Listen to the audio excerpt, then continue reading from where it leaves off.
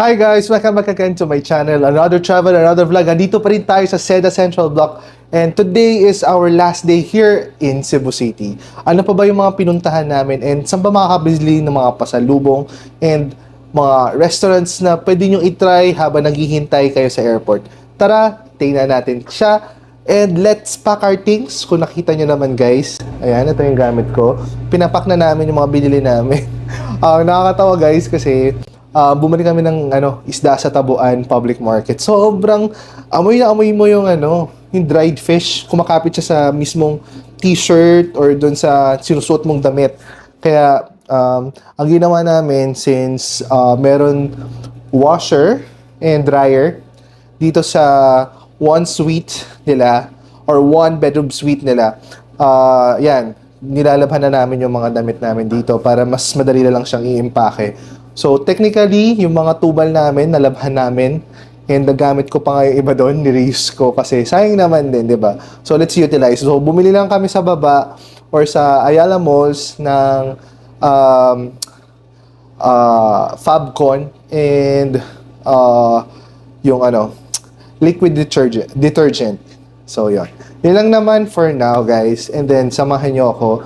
Let's pack our things and then later on, we'll go off to the airport na and doon na tayo tatambay up until our flight later this evening. Let's go!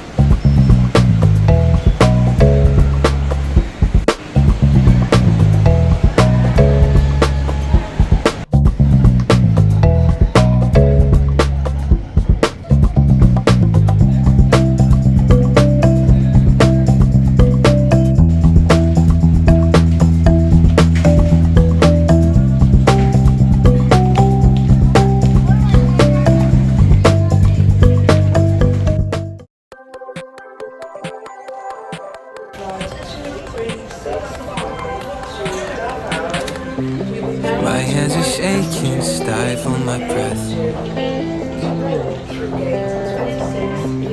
You look so lovely, it scares me to death.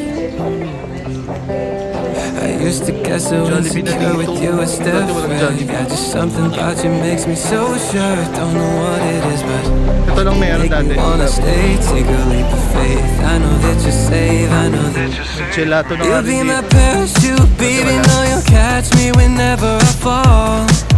I fall. It's like my laces untied, got me tripping right into your arms. Your arms. Headed straight down through the night clouds. So is my heart pounds. 10,000 feet, but you're my parachute, baby. Know you'll catch me whenever I fall. I know you got me. Butterfly feeling, edge of a cliff. Rush of adrenaline in a kiss.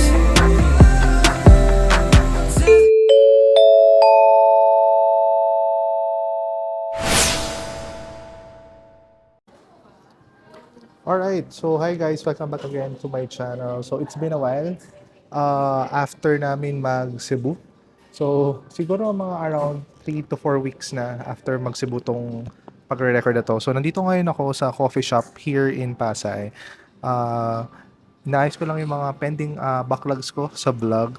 Pero right now, ayun. So during those past episodes, nakita nyo naman guys yung mga adventure natin na ginawa sa Cebu.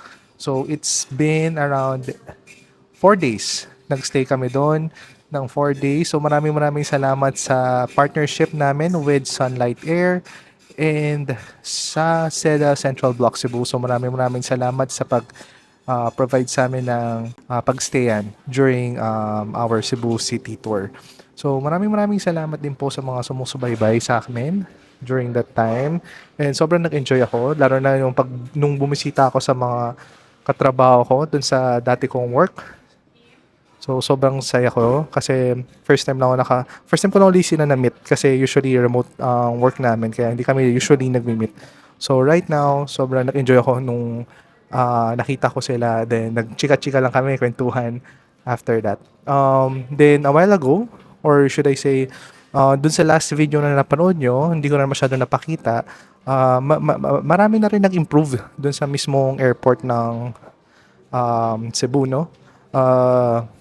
Nagstay muna kami sa Coffee Bean nung mga around 3 hours kasi masyado kami napaaga. So, kaya naman nagstay muna kami doon before kami makapag-check-in. Late na rin kasi nag-check-in si Sunlight doon.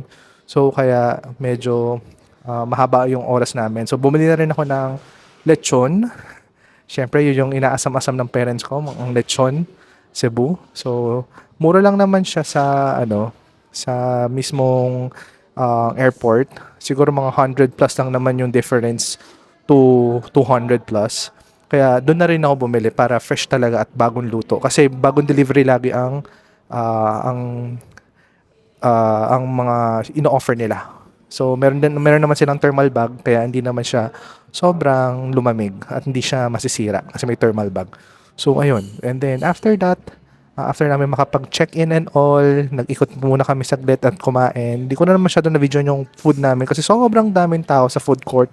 So, nakita nyo yung glimpse ng food court noon. And then, kumain na kami ng lechon. Walang kasamang lechon. So, lechon lang din and yun. And trikman din namin yung mga chicharon na binili namin dun sa tabuan. So, yun. So, sobrang nag-enjoy ako. Nakakasipang sa pumunta ng Cebu, guys, kasi sobrang nag-enjoy ako dun sa 4 days na yun. And hopefully, makabalik uli ako after a year or so. So, but for now, maraming salamat po sa pag-suporta and pag-nonood sa aking vlog for our Cebu episode. So, abangan nyo rin po ang aming susunod na episode for our next travel. So, maraming salamat po. I'm Mio and you are watching Teka Philippines. Ingat kayo, guys!